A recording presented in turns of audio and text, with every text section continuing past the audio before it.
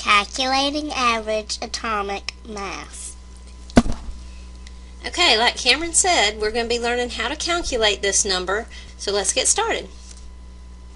What is average atomic mass?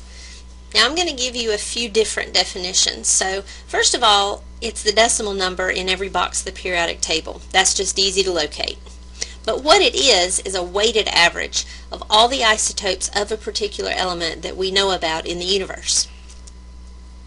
Now the average does depend on the percent abundance of every isotope and the mass of each isotope. So it's almost like the way your grades are calculated for certain classes.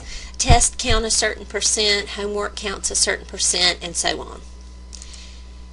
The unit for average atomic mass is atomic mass units, or AMUs. Alright, so let's take a look. There's lots of new vocabulary here. The average atomic mass is that weighted average, or the decimal number. The actual atomic mass is the mass of just one isotope. So for carbon, for example, carbon-12, the actual mass of that atom is 12 AMUs. Carbon-13 has a mass of 13 AMUs. And then mass number that we studied earlier this semester is the sum of all the protons and the neutrons in the nucleus of an atom. If you take the average atomic mass, you can round it to the nearest whole number and get your mass number. Okay?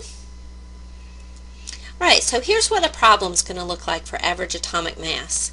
We're given an element, X. It has two isotopes found in nature.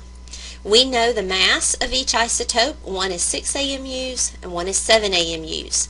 And the other thing we have to have is the percent abundance. The isotope that has a mass of 6 AMUs is 7.5% abundant. That means of all the atoms in the universe, 7.5% of them have a mass of 6. And then 92.5% of all of these atoms in the world have a mass of 7 AMUs.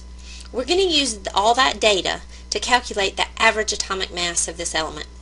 So here's how you do that.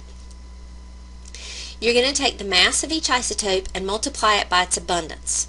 So if you look at the slide, 6 times 0.075 is the abundance of that isotope, and then we're going to add that to 7 times 0.925. That was the percent abundance of the second isotope.